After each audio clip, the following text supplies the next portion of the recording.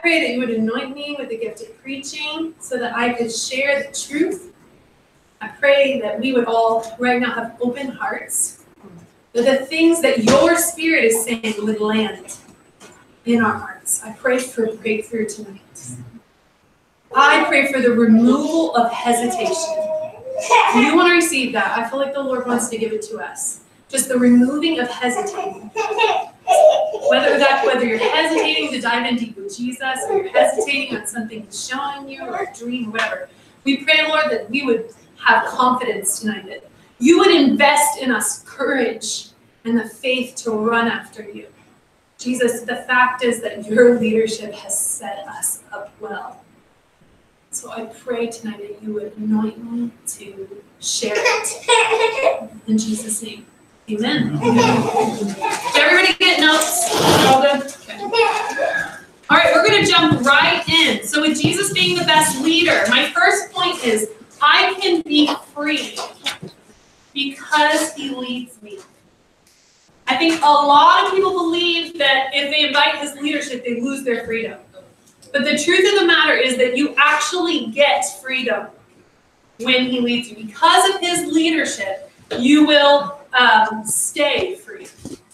So my point to you tonight is we really need to take God's hand. It's kind of the phrase I'm going to use. We really need to take his hand in our freedom. Because it's our design to walk in step with him. We were made that way, but it's a choice we have to make. It's a choice we get to make. So Genesis 1, 26 through 28 talks about us being made in the image of God. Okay, so I need to pick on somebody. Lawrence and Rachel, you guys are right up here. Come on here, you two. Oh, I love it. Come on, the moms. Feel like applause. Give them a piece. It's amazing. Can't believe it. Lawrence is here right here. Rachel, you stand next to him. Now, Rachel and Lawrence are both. They gotta move this way. Oh, this is the camera. Oh. Okay, Yeah. actually, over here in front of this board. Yes. Okay, in front of this board. Woo, did dance. So Rachel and Lawrence are both human beings, and they can relate to one another because of how they were made. So if Lawrence sees Rachel do something fantastic, he can give her a high five because God gave him a hand and he gave her a hand too. And if Rachel sees that Lawrence is hurting, she can wrap her arms around him and give him a hug. Because God gave her the ability and the right build and love and image to love Lawrence. Now, they could also kiss if they wanted to in front of all of us. I knew it. Go for it. Sorry, Rachel. Because God has made them both with a mouth so that they can kiss. He's given them ears so they can hear one another. He's given them eyes so they can look at each other, eye to eye. And the Lord created us in his image for the same reasons, guys, so that we could connect with him. They both have emotions.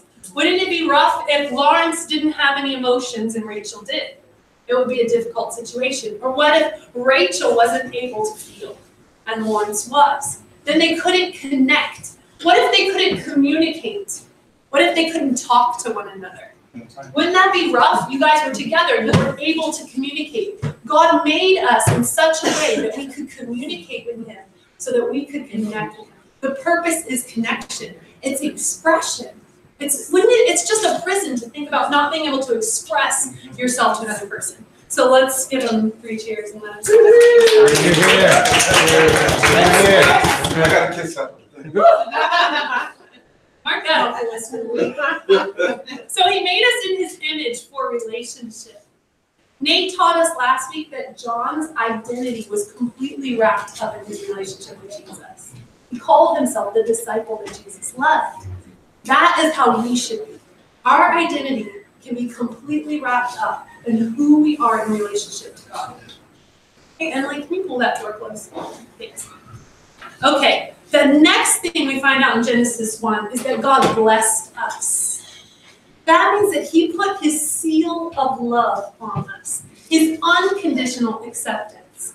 And the glorious thing about that is that I get to be me in his presence and still be fully loved. I don't have to be anyone else to be who he made me to be in his presence and be completely accepted. And that's the truth for you too. You get to be who you were made to be and be accepted by him. That's a blessing. Psalm 18:35, the verse says that God stoops down to make us great. That's our God. He is willing and ready and eager to stoop down to make us great.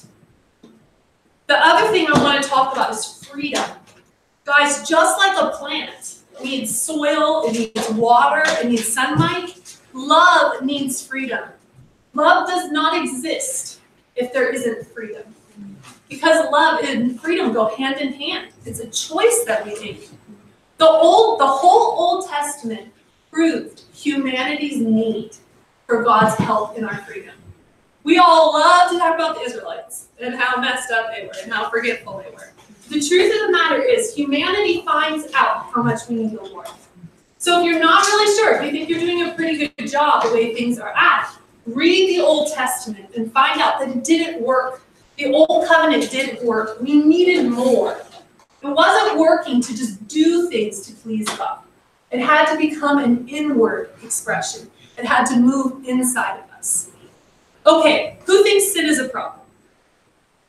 I mean, I do. Why do we sin? Question. Yeah, chips will fall from the ceiling if you get it right. Why do we sin? Throw out some reasons. Why would you sin?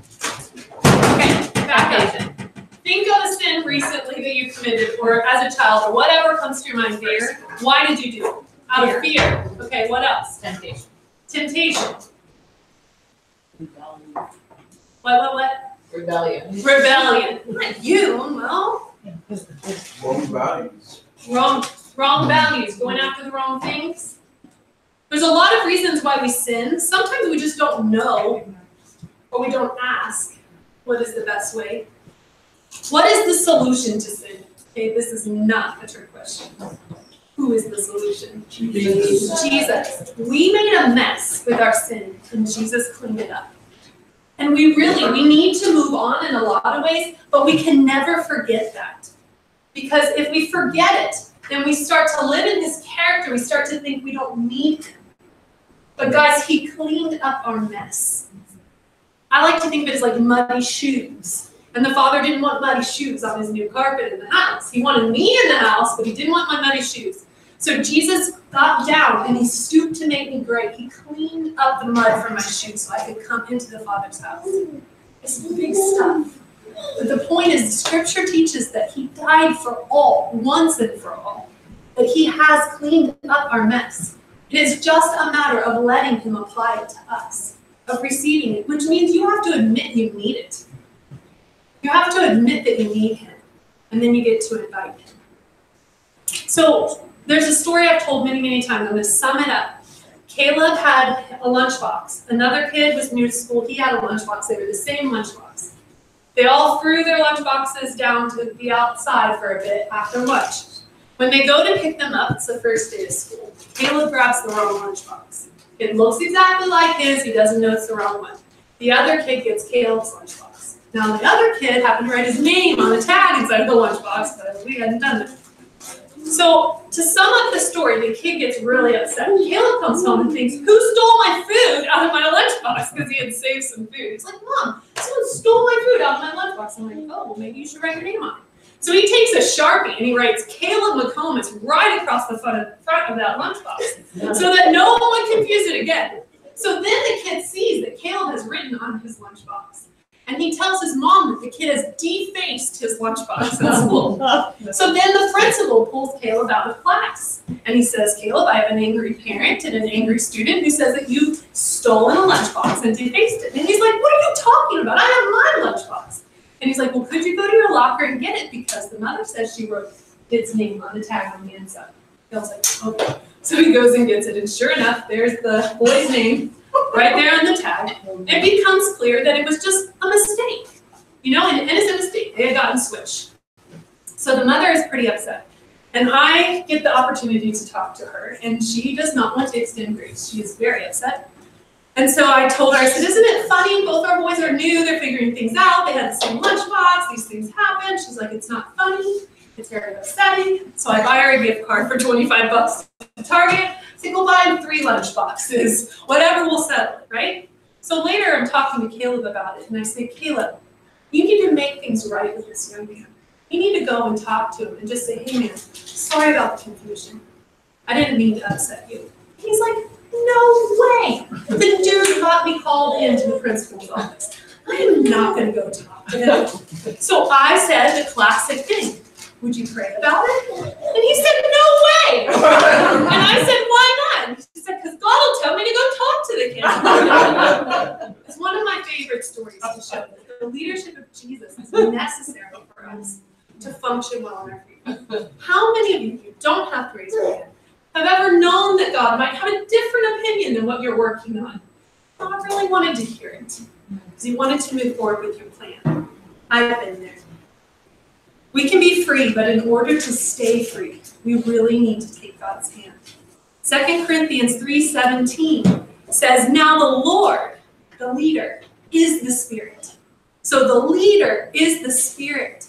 And where the spirit of his leadership is, there is freedom. Come on. Where the spirit of his leadership is, there you're going to find freedom. His leadership is our good. He knows our design, guys. He can give us tips. He can help us to manage our freedom. He can help us to grow healthy hearts. He helps us with our identity. We're going to talk more about that. I always like to think of the buffet restaurants. And like for children, if they're just given free range of the buffet restaurant and they can go and get as much as they want, how many of you think that that child may have a stomach ache by the end of the night or may get sick? A buffet is hard for a child to manage.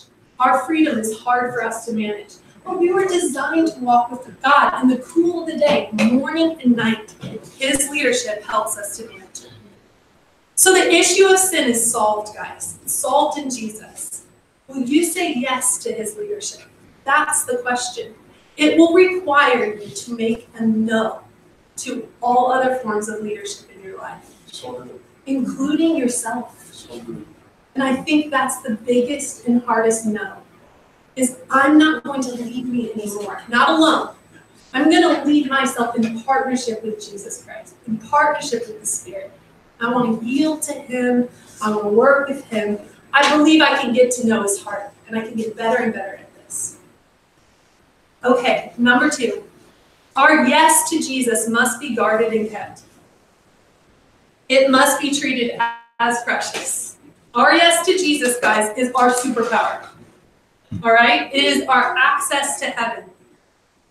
I always tell the kids that our yes to Jesus becomes our superpower because the power of God can come into our life and heaven can come to earth through us. We're in access to it. Here are the things that will come against your yes to Jesus. Number 1, fear. Fear will assault your yes. How many of you would say yes? I have experienced that. Fear comes against my yes. This happened to Esther. Okay, so Esther has a yes to God, right? She was raised in faith. She is now the queen. The king has been not seeing her for a while. And she finds out about this edict that means that she and all of her people are going to die. Would you be afraid? Yes, you would be very afraid, right? And Esther is told this and refuses fear. And the way that she refuses it is very insightful. What does she do? Anybody remember? She calls the fast. She fasts and she calls the people to fast. And I believe she called the people to fast because she was a leader. And she knew if I'm afraid, they're afraid too. They're feeling the same thing. And so instead of leaning into fear, allowing fear to take over, she fasted and she prayed to get her heart yielded to God. Listen, you guys, we have to use this tool. Prayer and fasting, it is our help to yield to God. I have been very stubborn about things in my life. And when I'm stubborn about them, I can't really pray about them unless I'm willing to yield. When you feel that you're really firm, it's time to fast. It's time to allow your appetite to be put off and your heart to get soft to Jesus. So Esther did this, and she took the Lord's hand. And so when she walked into the presence of the king, knowing she could be killed in that moment, she could be done, she wasn't afraid because she had yielded herself to God and she knew his heart. And that's what we can do, the same exact thing. It's the 4 points of prayer we talk about all the time. Start your heart. You got to go to God with truth and honesty. God, I don't really get your leadership right now. I'm pretty mad at you. I don't understand. I feel like you're slowing me down. You tell him how you're feeling, and then you say, talk to me. And that is when the work begins. This is what determines whether your prayer lasts 5 minutes or 5 days. Because it's about your heart, and it's okay to stay there and ask the same question until something starts to shift. I never can explain it, but sometimes things just shift for me. It can even be the same message I've heard so many times, but just one day it's different. It lands different. So then once he starts to speak and you hear him, then you got to stop to listen. And then you get to agree with him. Guys, that is the power. That is our superpower. We get to come in agreement with him. It's kind of like a toddler throws a tantrum, you know, and they're like screaming and throwing their tantrum, and eventually they calm down, and where do they end up? Usually they end up on mom or dad's lap, like cuddled in their chest, and just like, oh, and yielded to them. Why have the tantrum? You know, if you need to throw it, but throw it with him in his presence. Get to his lap sooner. Climb up there. Start there. Father, I know you know what's best. We sang it tonight. I know you're good. I know you're good. I know it. I don't believe it right now, but I know it, and I need to stand on it. I'm getting in your lap. Show me your goodness. Show me your goodness. I'm yielding to you. It's really powerful. Number 2 under our yes is the enemy wants to change your yes to a no. And there are no rules he's following, friends. He does not follow rules. The enemy wants to change your yes to a no. This happened with Adam and Eve. The enemy came to them and made them question the goodness of God. Why is he leading you this way? Was that really a good rule? Really a good guideline he gave you? He's testing your yes to God. He's going to continually test whether you believe he's good or not. He's going to push that button, because he knows he can flip your yes to a no if you'll agree with him. So be aware of that. Agreement is our superpower. The divine has access through us and in us. Okay, number 3. God leads who I am becoming. He is a worker of hearts. In Christian circles, one of the most common things I hear is, what is God's will for me? What does he want me to do? What does he want me to do? Now, does God have an opinion? Would he discuss with you what you were going to do? Absolutely. He would love to talk to you about that, but that's not really what he's concerned about. He's not so much concerned about what we will do. He's concerned about who you're becoming. Let's look at Jeremiah 31. If you have your Bible and you like to go there, you can join me. Or on your phone or whatever. Jeremiah 31, verse 31.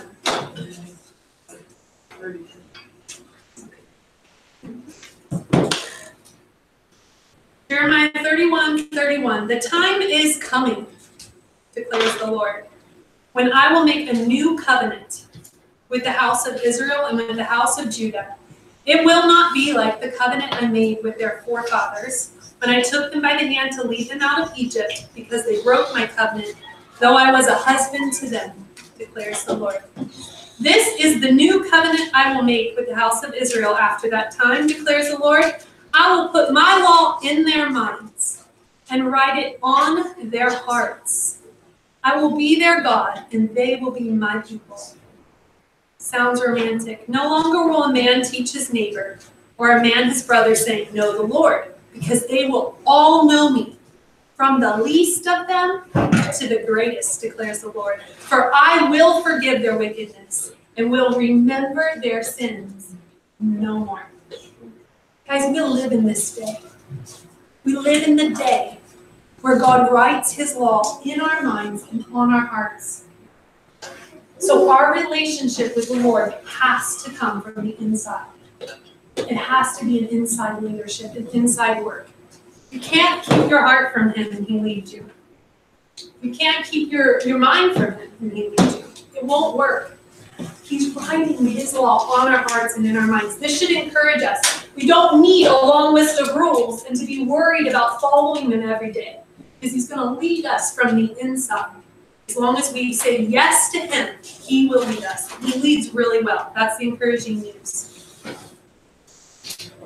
God leads within. It's a heart matter. It's not ascertained through our behaviors, but through connection. You used to be able to see which Israelites were behaving right, which ones were connecting with God, because you could see who was making sacrifices and who wasn't. But now it's different because it's an inward work. And now we can see it by fruit. We see patience. We see self-control. We see kindness and goodness and meekness. And those things, and joy, those things tell us that the Lord is leading on the inside. So I'm going to burst your bubble. God is not telling you what to do. He's not very interested in it. Sorry if you came to find out what he wanted you to do. He spends more time helping me see who I am and make choices in line with my identity. So, good illustration. It's like a parent. A right parent, if I'm doing it well, I'm raising my children to understand their identity. I'm raising them to know that they are sons and daughters of the Most High God, and that he has designed them better than anything. They're top notch, and that they're capable of anything and everything in cooperation with Jesus Christ. That really the sky's the limit and they're going to have their impact. All about their identity, right? And then out of that flows all the possibilities of what to do.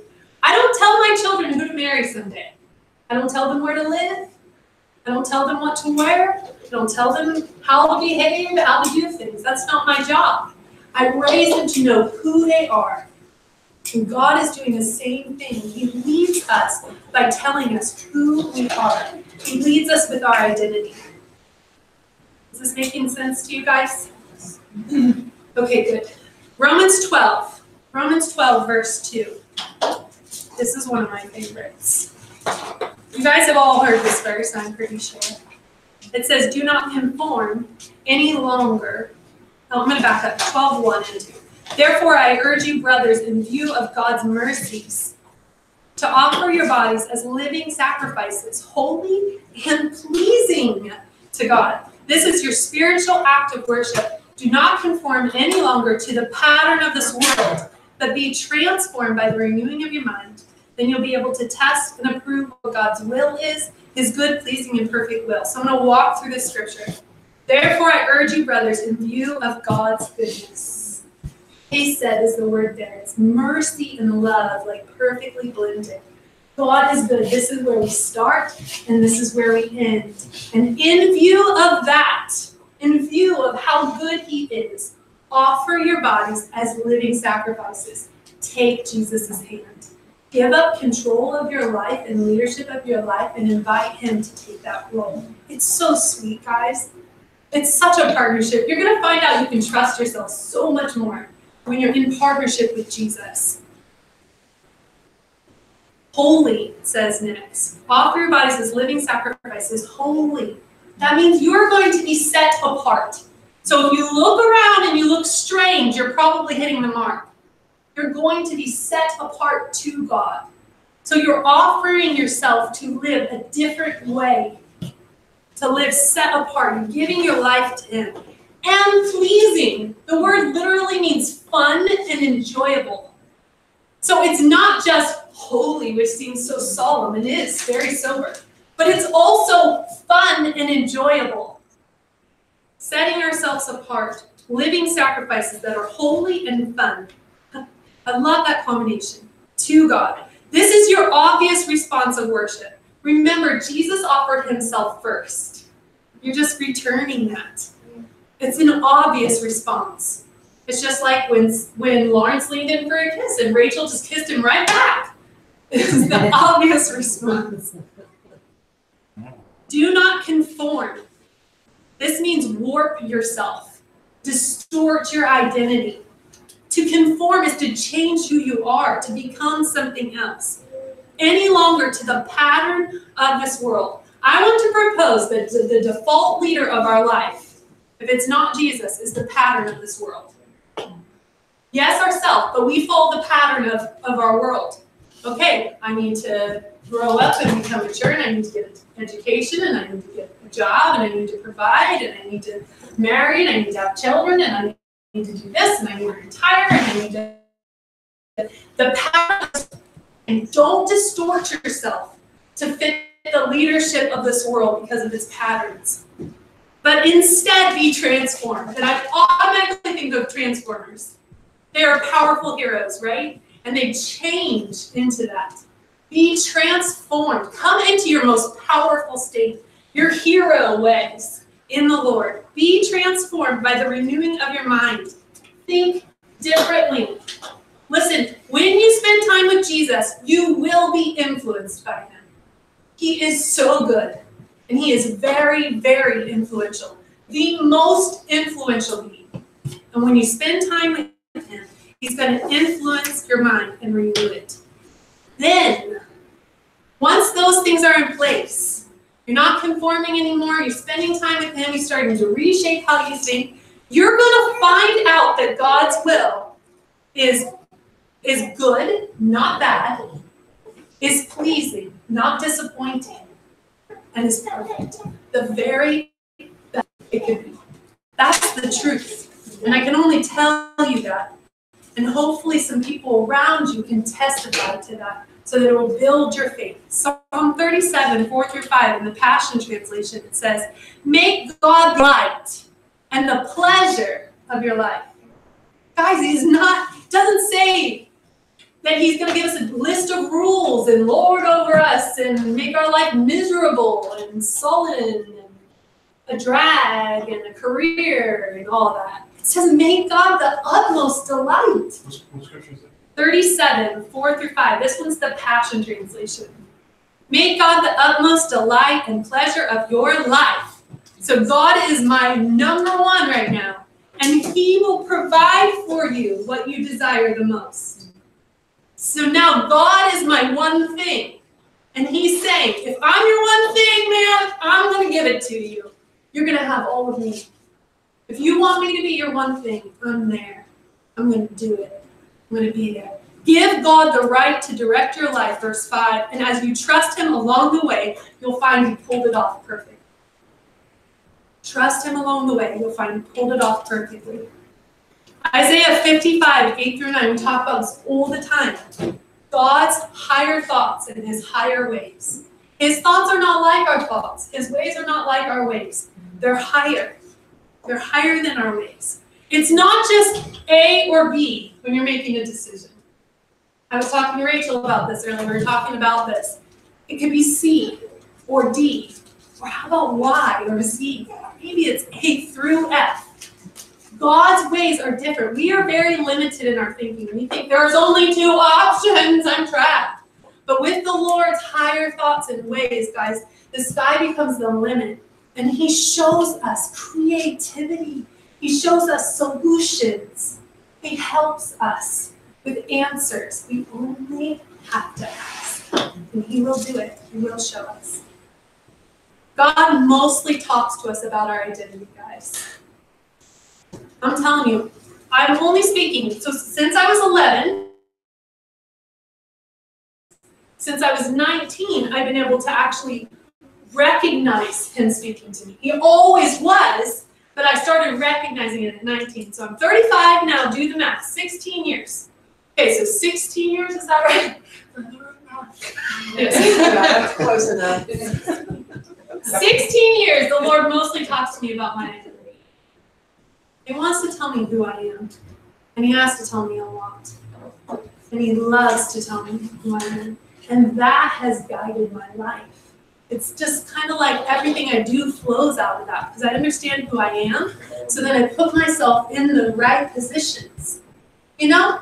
It's kind of like those shape things you have for your babies, you know, and it's like the triangle only fits in the triangle hole, and the circle fits in the circle hole. Well, if we don't connect with God, we're going to be a circle jamming on that triangle hole, and it's not working. But if he teaches us that we're a triangle, and that we're an awesome triangle, that we don't try to be a circle or try to be a square. We're a triangle, man. We're going to go in that spot. We're going to fit right there where he puts us. It's really, really important. God cares about who we're becoming, guys. Who are you becoming? That's what's important. It's not what you're doing. It's not even, it's not even at the core of it, your relationships. Who are you becoming? Who are you developing into on the inside? You being you was his plan from the beginning. And he said it was very good. You gotta believe that.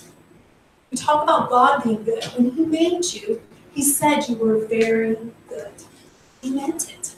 He doesn't lie. Okay, number 4, the ways that God leads us. Somebody want to read for me Psalm 23?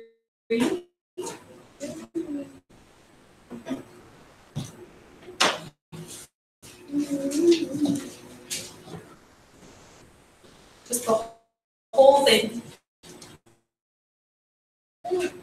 My shepherd I shall not. He makes me lie down in green pastures. He leads me. He guides me in the path of righteousness for his name's sake. Even though I walk through the valley of the shadow of death, I will fear no evil. For you are with me. Your rod and your staff, they comfort me. You prepare a table before me in the presence of my enemies. You anoint my head with oil, my cup overflows. Surely goodness and love will follow me all the days of my life, and I will dwell in the house of the Lord forever. Under this scripture, I've written the leadership of Jesus Christ is perfect. Because this passage is one of the most succinct spots in the Bible that teaches us about how God leads us. Especially verse 1.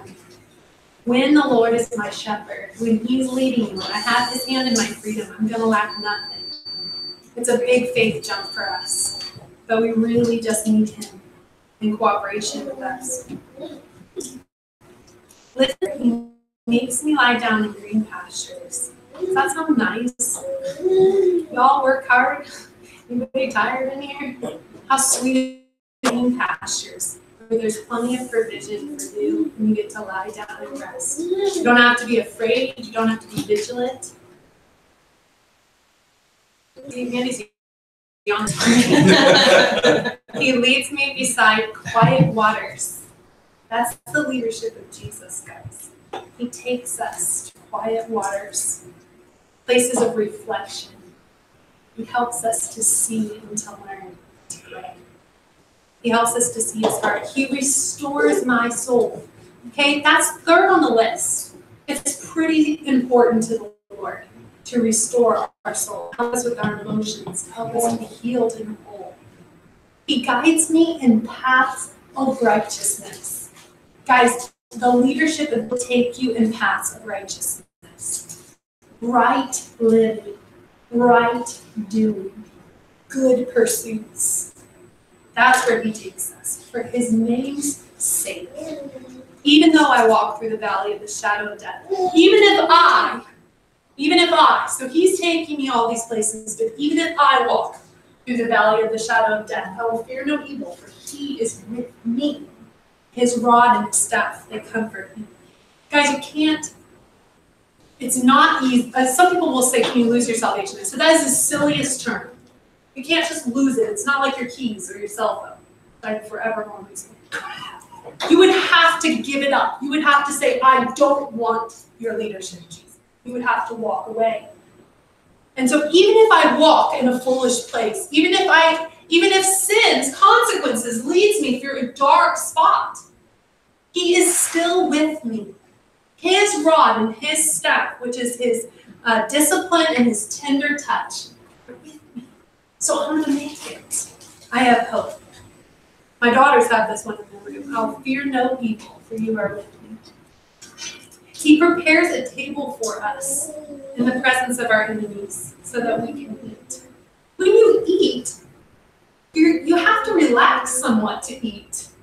And he does that. He prepares a place for you to be fed, even in the presence of your enemies.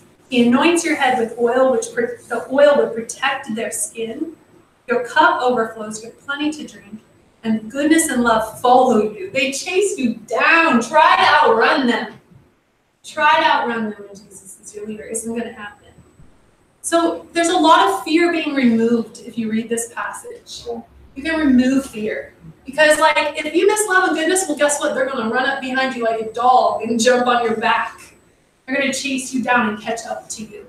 You don't have to be afraid. Here are some of the ways that the Lord speaks. Number one, through Scripture. I would say meditation primarily. And meditation is something Jack's going to teach us about as we go down through our classes. But it means to stay in a Scripture, to take it in and to express it back out. So if you just read something, it doesn't stick. But if you do something with it, it does. And so to meditate is to repeat it, to murmur it, to speak it, to sing it, to dance it, to pray it, whatever it is, to express it back out so it becomes part of your heart. I also think there's a general familiarity with Scripture that's really important for the leadership of God. The reason is that God's history is written there. And when you read it in the Scriptures, it helps you to know God's ways and His character. This also happens in the testimony of living people. People in this room, when they share their testimony, you're finding out more about God's character and His heart. And it helps you to identify His leadership. The second one is abiding. This is so important. It is really hard to abide if you never get still. And I don't just mean physically still, because I can sleep. I mean your heart has to get still. You're going to have to be like Esther. You're going to have to fight for it. There are many, many seasons in our life where our hearts are restless. Anybody want to relate? I was in one, this week, I felt restless. I felt like I wasn't thriving, I was surviving. And I was just getting through stress, and I knew I needed to meet with Jesus. But Jack was out of town, so it was extra busy for me. And when I got in bed, I would just crash and fall asleep. So Sunday morning, I woke up in the house. And I shut the door, and I went to the Lord. He just met me right there. And I was like, Lord, I'm in a bad place right now. Help me. You've got to help me. I'm ready for counsel. I'm ready. I'm yielding to you right now.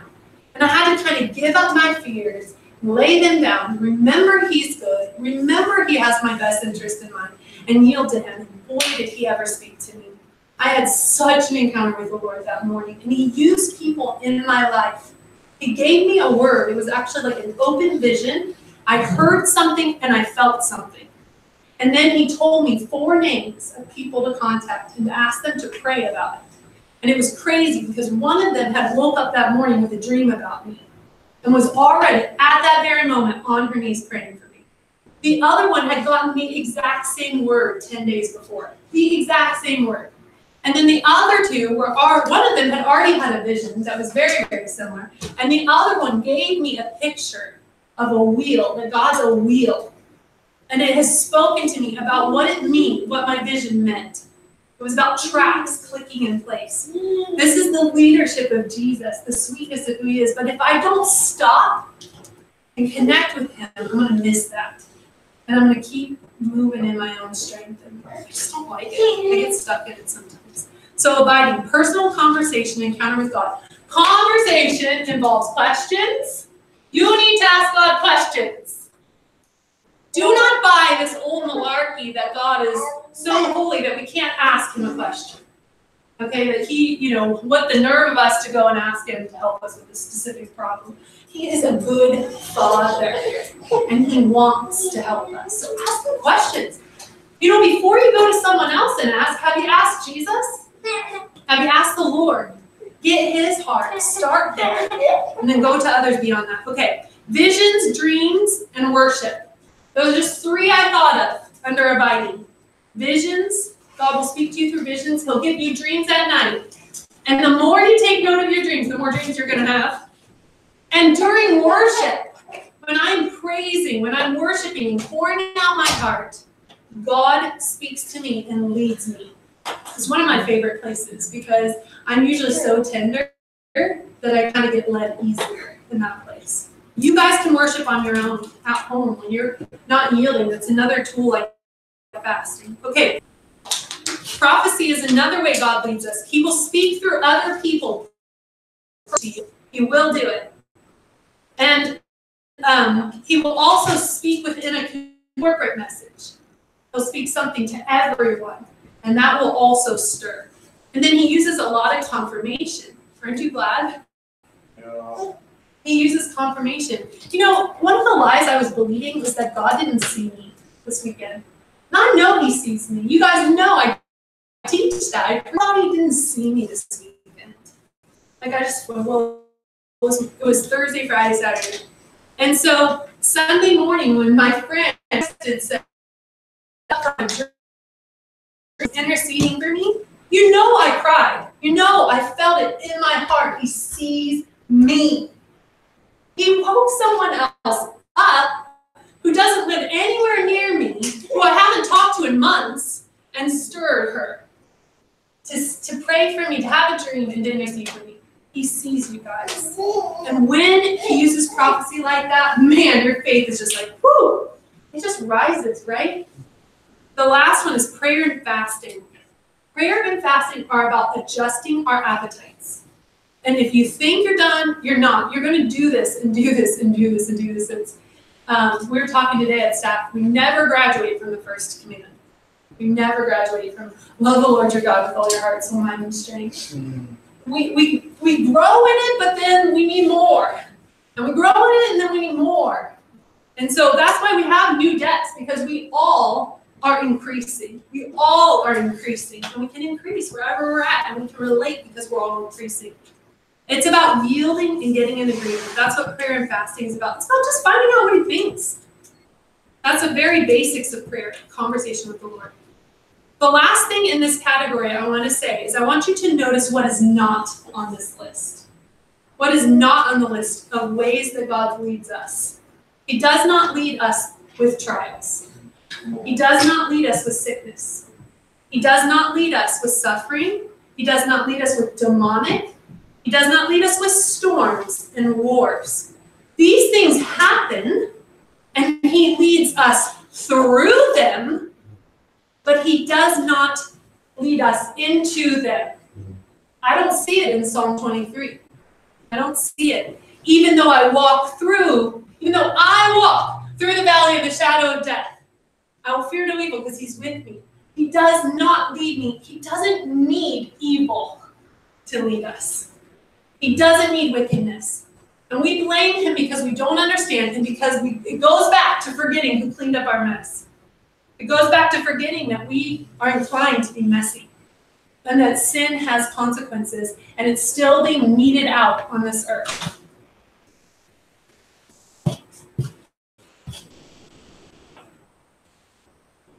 I think it's really important, and I hope you guys can hear that. Those things, I believe with all my heart, that rebellion is not necessary to find Jesus. That I don't have to have a testimony of how I fled from him, and then he brought me back to know him. Because he's a good father, and he's inviting every child, and I will preach this to the nations. He's inviting every child to let him lead them from the beginning. Yes. So that they can know his Yes. goodness and his favor and his richness, all of them. There is no reason for anything less. Yes. We have that opportunity. And today is your day. Make it from today on. I'm walking in the goodness of God. I'm letting him lead me in my freedom because I know he's good. Okay, the last one, the leadership of Jesus is perfect. It's perfect. It's flawless. It's the very best. Even if it's a weird way to lead. It's not our culture's way. It's not our way. We are a pattern of people. We follow patterns. Have you ever been a regular attender at church? Oh, let's just talk about our prayer room. Do you all know who sits in which spots in the prayer room for the most part? I mean, we kind of are pattern people, right? We know where Jack sits. He always sits at the keys or the guitar. Right? Anyways. I always think Stephanie's spot is right over there. And like, you know, where everybody sits. We're very pattern people. But Jesus' leadership is perfect, and he is an and more God. It's always this and more. This and more. If you think that when you let him lead you, you're going to get less, you're totally being fooled. He says that what he'll do, his plans, are more than we can ask or imagine. So imagine, as big as you can, what he could do in your life, and he will go beyond that. That is who he is. That's who he self-prescribed to be. So I want to close with an example, and that's Joseph. The name Joseph means may Jehovah add, or may Jehovah give an increase, or really simply, he will add. So the name Joseph means he will add.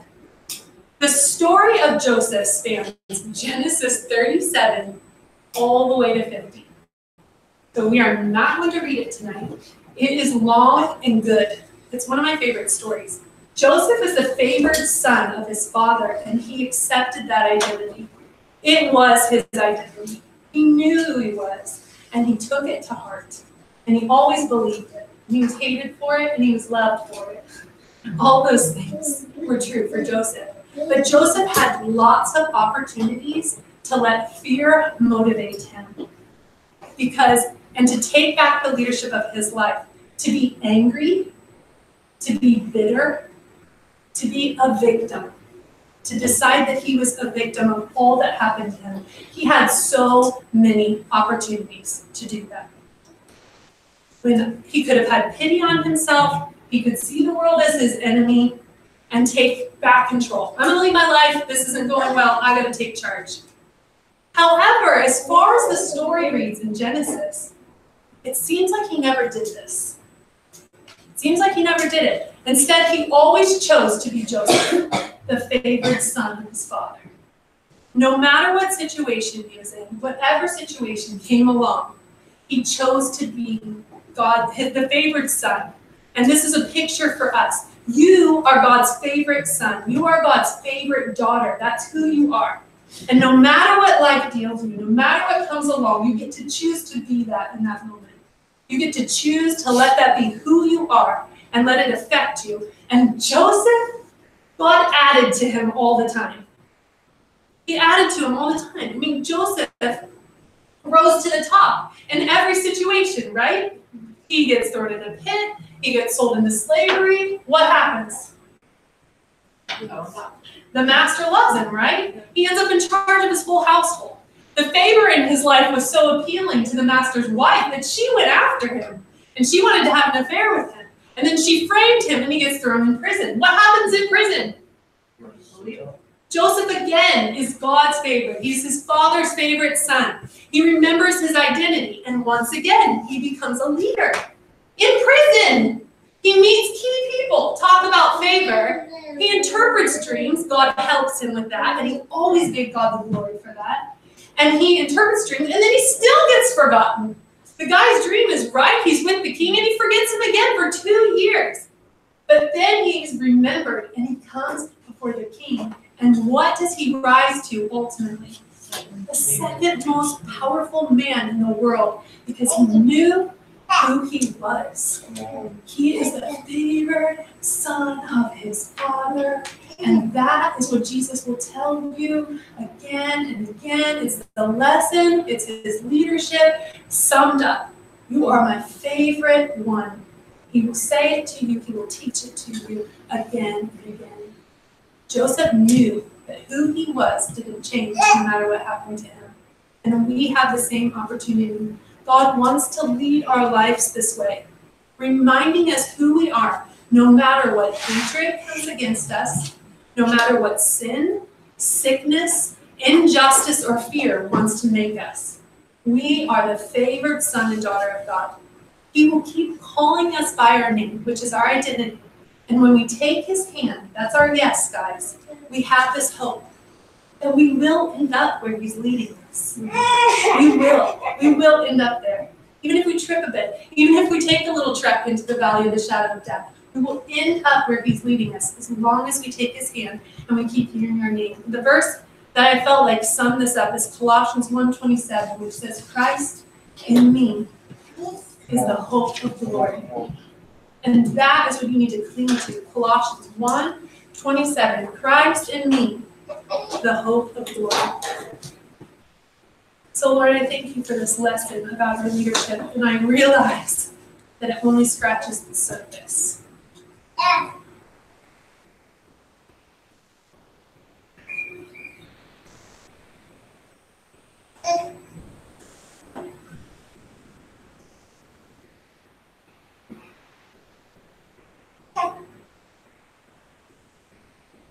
Always let me know. I'm so thankful that you are long suffering.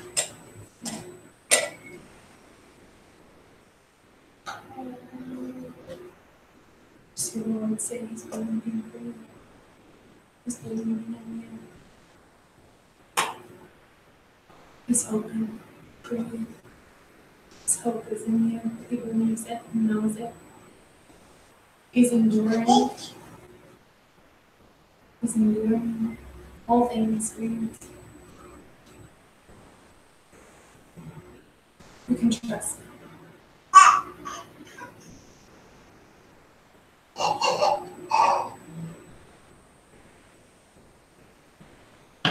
love you, Jesus.